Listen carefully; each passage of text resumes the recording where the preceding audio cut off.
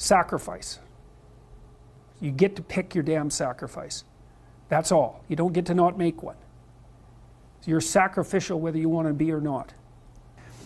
This is the Peter Pan story, roughly speaking.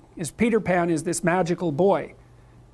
Pan is the god of everything, roughly speaking, right? And so it's not an accident that he has the name Pan. And he's the boy that won't grow up. And he's magical. Well, that's because children are magical. They can be anything. They're nothing but potential. And Peter Pan doesn't want to give that up. Why? Well, he's got some adults around him, but the main adult is Captain Hook. Well, who the hell wants to grow up to be Captain Hook? First of all, you've got a hook. Second, you're a tyrant. And third, you're chased by the dragon of chaos with a clock in its stomach, right? The crocodile. It's already got a piece of you. Well, that's what happens when you get older. Time has already got a piece of you. And eventually, it's got a taste for you. And eventually, it's going to eat you. And so Hook is so traumatized by that he can't help but be a tyrant. And then Peter Pan looks at traumatized Hook and says, well, no, I'm not sacrificing my childhood for that. So that's fine, except he ends up king of the Lost Boys. In Neverland, well, Neverland doesn't exist, and who the hell wants to be king of the Lost Boys? And he also sacrifices the possibility that he'll have a real relationship with a woman, because that's Wendy, right? And she's kind of conservative, middle class, London-dwelling girl. She wants to grow up and have kids and have a life. She accepts her mortality, she accepts her maturity. Peter Pan has to content himself with Tinkerbell. She doesn't even exist. She's like the fairy of porn. She doesn't exist. She's the substitute for the real thing.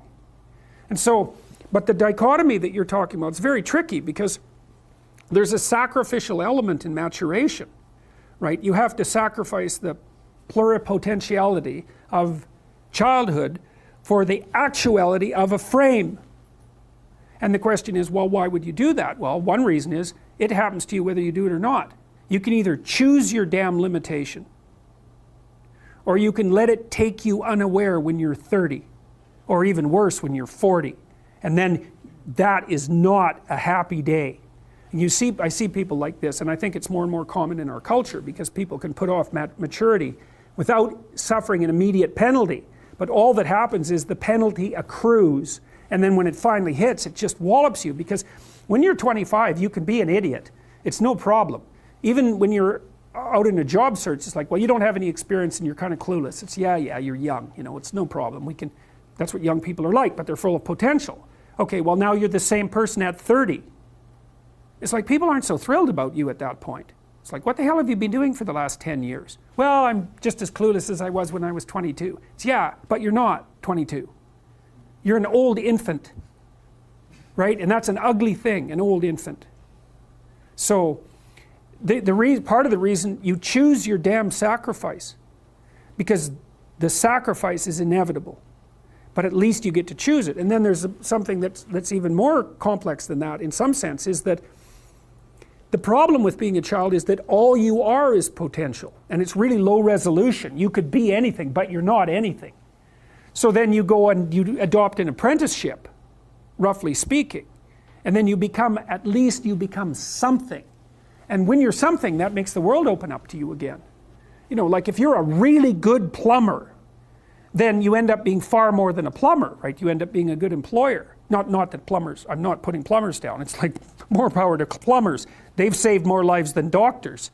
So, hygiene, right? So, if you're a really good plumber, well, then you have some employees, you run a business, you train some other people, you enlarge their lives, you're kind of a pillar of the community, you have your family. Once you pass through that narrow training period, which narrows you and constricts you and develops you at the same time, then you can come out the other end with a bunch of new possibility at hand. And Jung talked about that. He thought that part of the proper path of development in the last half of life was to rediscover the child that you left behind as you were apprenticing. And so then you get to be something and regain that potential at the same time. Very, very smart. Well, he was very, very smart, so that's very wise thing to know. Sacrifice. You get to pick your damn sacrifice. That's all. You don't get to not make one. So you're sacrificial whether you want to be or not. That's a good thing to know as well.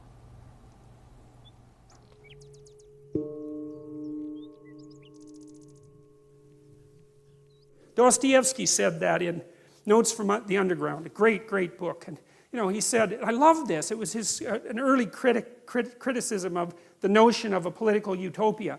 He said, look, if you gave people everything they wanted, they had nothing to eat but cake, and nothing to do but sit in warm pools and busy themselves with the continuation of the species. That was his lines. That the first thing they would do, well, maybe after the first week, was like go kind of half insane and smash everything up just so that something that they didn't expect would happen, so that they'd have something interesting to do. And it's so right, because the utopian notion that if you just had all the material stuff you wanted, that you'd be, well, what would you be?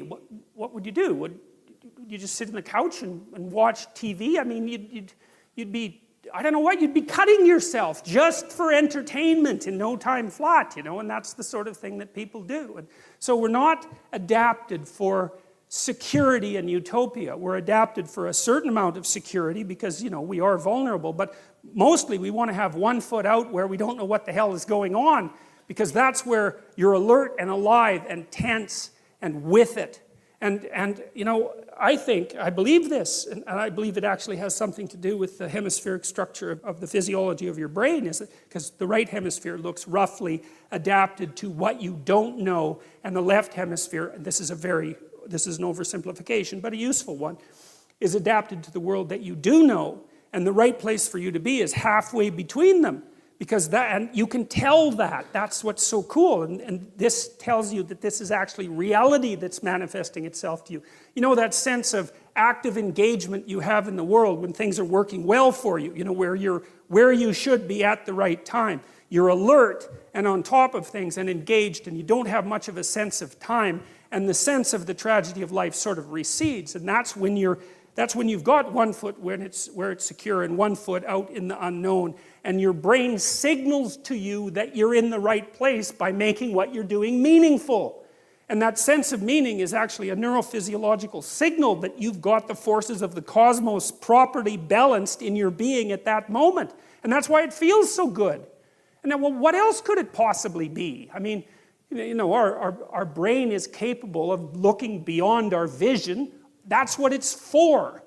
And that sense of engagement, there's no reason to assume that that's anything but a real signal. And you can reduce it. You could say, well, the problem with being where you know only is that you don't know everything. And that's going to be a problem in the future. And the problem with being where you know nothing is, that's just too much, man. Like, you go into panic mode, and because anything can happen there and you can't handle it. So you got to mediate between those two things. You want to be secure enough so that your physiology isn't revving out of control, and you want to be out there in the unknown enough so that you keep updating yourself constantly. And that's the place where information flow is maximized. And you know that because that's where you are when you're having a really interesting conversation with someone, or you're gripped by a book, or you're really into a movie, or maybe something that you do as apart from your work, or maybe even in your work, you're into it. And that's because you are in the right place at the right time, and your whole nervous system is signaling that to you. And I would say that's the sort of place that you should be all the time.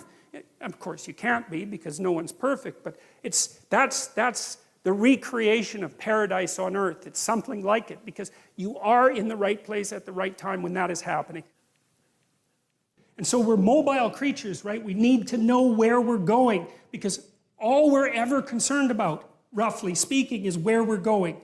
That's what we need to know. Where are we going? What are we doing? And why? It turns out that the way that we're constructed neurophysiologically is that we don't experience any positive emotion unless we have an aim and we can see ourselves progressing towards that aim. It isn't precisely attaining the aim that makes us happy. As you all know, if you've ever attained anything, because as soon as you attain it, then the whole little game ends. Then you have to come up with another game, right? So it's Sisyphus, and that's okay, but it does show that the attainment can't be the thing that drives you, because it collapses the game. That's what happens when you graduate from university. It's like, you're king of the mountain, for one day, and then you're like surf at Starbucks for the next 5 years, you know? So, yeah. So what happens is that human beings are weird creatures because we're much more activated by having an aim and moving towards it than we are by attainment. And what that means is you have to have an aim, and that means you have to have an interpretation. And it also means that the nobler the aim, that's one way of thinking about it, the better your life. And that's a really interesting thing to know because, you know, you've heard ever since you were tiny that you should act like a good person and you shouldn't lie, for example. And you might think, well, why the hell should I act like a good person and why not lie? I mean, even a 3-year-old can ask that question because smart kids learn to lie earlier, by the way.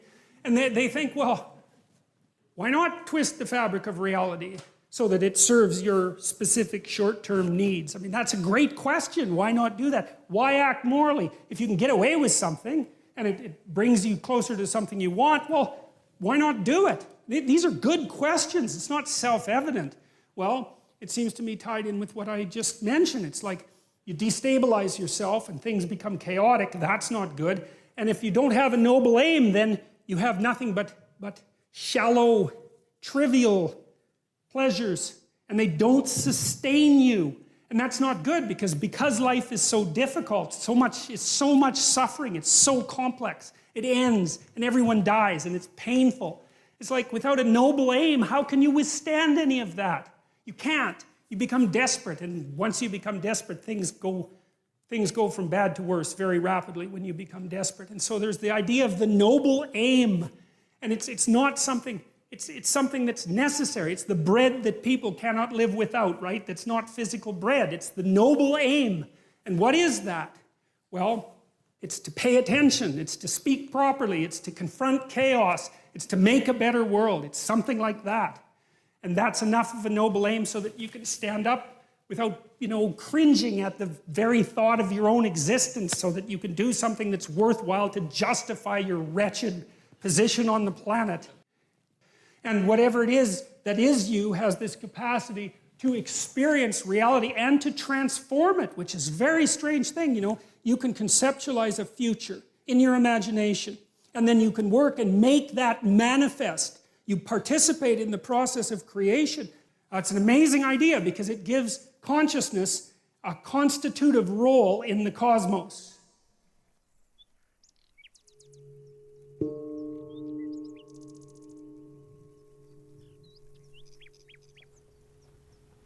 The conditions of human life are such that suffering is an integral part of existence. Now, it's an important thing to understand. It's also a viewpoint shared by the bulk of the great religious systems of the world. Life is suffering. Why? Well, one reason is because of society's arbitrary judgment, right? Every single one of us has traits and features and quirks and idiosyncrasies that are far from ideal and that are judged by the standards of society as insufficient. And so you suffer because of your imperfect insufficiency in the eyes of others. And you can certainly make the claim that fairly frequently that's arbitrary. And so that's the claim that society is tyrannical and judgmental and needs to be constantly reconstituted so that the tyrannical element doesn't take full control. And fair enough, you have to stay awake so that that doesn't happen. But the thing is, it doesn't matter what society it is, although they vary in the degree of their tyranny. The mere fact that you're grouped together with other people and have to come up with a common value structure in order to live together means that many of the things that characterize you are going to be suboptimal. And so the price you pay for social being is that much of you is deemed insufficient. Now, hopefully there are various ways that you can be within a society that's sufficiently diverse so that you can find a place where what's good about you in the eyes of others and perhaps in your own eyes can flourish of its own accord. Because you don't have to be good at everything. If you can be good at one thing well enough, that might allow you your niche. And hopefully a healthy society allows for that. Certainly societies can become so tyrannical that they don't. So you can lay one source of human suffering at the feet of tyrannical social structures, but the other element of it, clearly, is the mere fact of the arbitrariness of the natural world. Like you have a lifespan that's going to be counted in the number of decades that you can count on two hands. And that has nothing to do, technically, with the tyranny of the social structure. Now you could say, if we got our act together more completely, perhaps you could live longer, and fair enough, but the fact of the limits of your lifespan and the suffering that's necessarily a consequence of that, the death of your parents and the death of most people that you will know before you, means that that part of suffering is an integral part of existence itself. And so that can't be laid at the feet of an insufficient social structure except insofar as it's tyrannical and blind. It's a condition of existence. And then by the same token, you have your own responsibility for some of your unnecessary suffering, because there's things you could be doing to make your life better and to make life better for other people that you know perfectly well that you're not doing. And so if you stopped doing all the unnecessary things that make your life bad, then it would improve to some degree that is not really computable, because you don't know how far you could push that. So there's three reasons why you suffer, and one is, well, look at you and the way you're built. It's inevitable. There's not very much of you and there's a lot of everything else. And so you just don't last that long, and you're fragile across multiple domains, and then you're harshly treated by society, and there's no doubt about that. And then there's responsibility that can be laid at your own feet. Well, the existential take on that, and the thing that all these diverse people that we've been talking about, including Viktor Frankl and including Alexander Solzhenitsyn, as well as Kierkegaard and Nietzsche and Dostoevsky and the people that I've already talked to you about, is that the proper pathway through that is to adopt the mode of authentic being. And that is something like refusing to participate in the lie, in deception in the lie, to orient your speech as much as you can towards the truth, and to take responsibility for your own life and perhaps also for the lives of other people. And there's something about that that's meaningful and responsible and noble, but also serves to mitigate the very suffering that produces, say, the nihilism or the flee into the arms of or the escape into the arms of totalitarians to begin with. You need something to shelter you against your own vulnerability. And you can adopt a comprehensive description of reality that's formulated for you by someone else that neatly divides the world into those who are innocent and perhaps innocent victims, and those who are guilty and perhaps the perpetrators of the suffering. But none of that has anything to do with you, and in addition, it's simply not, it's not a reasonable way of assessing the world. The suffering is built in. So that's why there's an existentialist insistence upon that. So that for the Freudians, the psychoanalysts, and even for people like Carl Rogers to some degree, if you're in a situation that's characterized by psychopathology, if there's something wrong with you mentally, that's a consequence of something gone wrong. But that's not the existentialist take. The existentialist take is, no, that's just how it is. That's just how it is. You don't have to necessarily have done anything wrong for things to get completely out of control. It's a terrifying doctrine, but it's not a hopeless doctrine, because it still says that there's a way forward, there's a pathway forward, and the pathway forward is to adopt a mode of being that has some nobility, so that you can tolerate yourself and perhaps even have some respect for yourself as someone who's capable of standing up in the face of that terrible vulnerability and suffering, and that the pathway forward, as far as the existentialists are concerned, is by, well, certainly by the avoidance of deceit, particularly in language, but also by the adoption of responsibility for the conditions of existence and some attempt on your part to actually rectify them. And the thing that's so interesting about that is, well, two, as far as I'm concerned, and some of this is from clinical experience, you know, if you take people, and I've told you this, and you expose them voluntarily to things that they are avoiding and are afraid of, you know, that they know they need to overcome in order to meet their goals, their self-defined goals. If you can teach people to stand up in the face of the things they're afraid of, they get stronger. And you don't know what the upper limits to that are, because you might ask yourself, like, if for 10 years, if you didn't avoid doing what you knew you needed to do, by your own definitions, right, within the value structure that you've created, to the degree that you've done that, what would you be like? Well, You know, there are remarkable people who come into the world from time to time, and there are people who do find out over decades-long periods what they could be like if they were who they were, if they spoke their being forward. And they get stronger and stronger and stronger, and we don't know the limits to that. We do not know the limits to that. And so you could say, well, in part, perhaps the reason that you're suffering unbearably can be left at your feet, because you're not everything you could be, and you know it. And of course, that's a terrible thing to admit, and it's a terrible thing to consider, but there's real promise in it, right? Because it means that perhaps there's another way that you could look at the world, and another way that you could act in the world, so what it would reflect back to you would be much better than what it reflects back to you now. And then the second part of that is, well, imagine that many people did that, because we've done a lot as human beings. We've done a lot of remarkable things, and I've told you already, I think before, that today, for example, about 250,000 people will be lifted out of abject poverty, and about 300,000 people attached to the electrical power grid. We're lifting people out of poverty collectively at a faster rate that's ever occurred in the history of humankind by a huge margin. And that's been going on unbelievably quickly since the year 2000.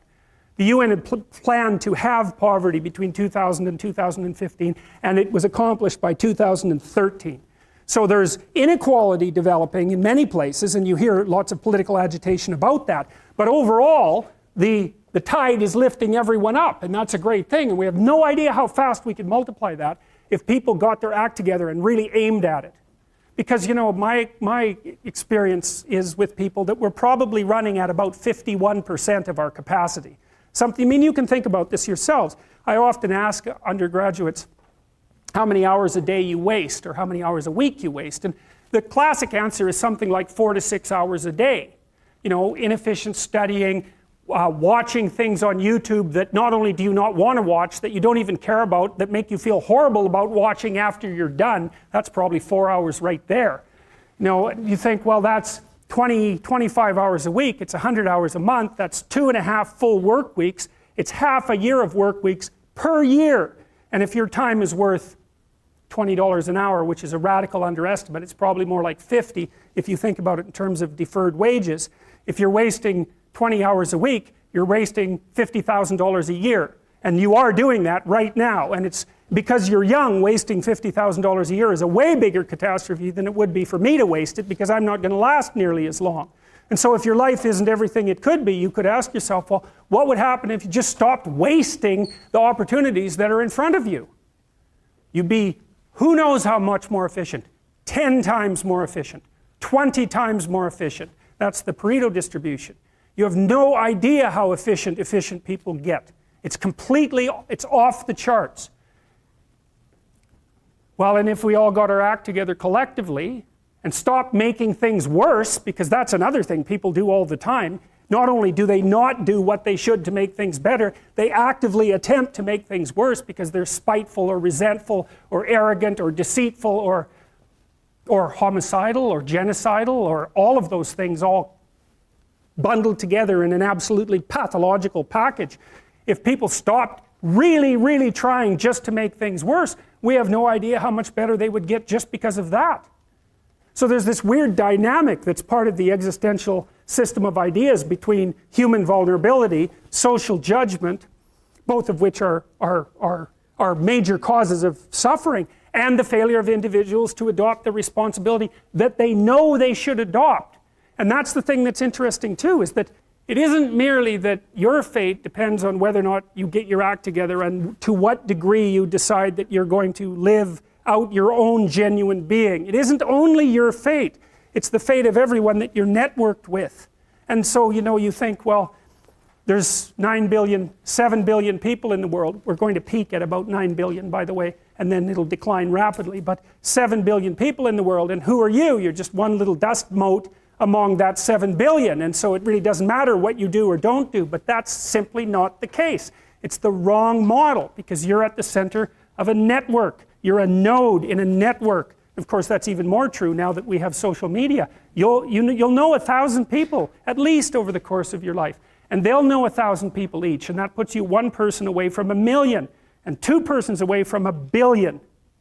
And so that's how you're connected, and the things you do, they're like dropping a stone in a pond. The ripples move outward, and they affect things in ways that you can't fully comprehend. And it means that the things that you do and that you don't do are far more important than you think. And so if you act that way, of course, the terror of realizing that is that it actually starts to matter what you do. And you might say, well, that's better than living a meaningless existence. It's better for it to matter. But I mean, if you really asked yourself, would you be so sure if you had the choice? I can live with no responsibility whatsoever. The price I pay is that nothing matters. Or I can reverse it and everything matters. But I have to take the responsibility that's associated with that. It's not so obvious to me that people would take the meaningful path. You know, when you say, well, nihilists suffer dreadfully because there's no meaning in their life and they still suffer. Yeah, but the advantage is they have no responsibility. So that's the payoff, and I actually think that's the motivation. Say, well, I can't help being nihilistic. All my belief systems have collapsed. It's like, yeah, maybe. Maybe you've just allowed them to collapse because it's a hell of a lot easier than acting them out. And the price you pay is some meaningless suffering, but you can always whine about that and people will feel sorry for you, and you have the option of taking the pathway of the martyr, so that's a pretty good deal, all things considered, especially when the alternative is to bear your burden properly and to live forthrightly in the world. Well, if you live a pathological life, you pathologize your society, and if enough people do that, then it's hell. Really, really. I hope you found this animated lecture selection engaging and useful, and would like to thank the Afterskool team for their work and their generosity. I would also like to extend to all of those watching and listening a sincere invitation to further explore what my team and I are offering on this YouTube channel, my podcast, and in my books. Your engagement is most welcome, and your attention and interest most genuinely appreciated.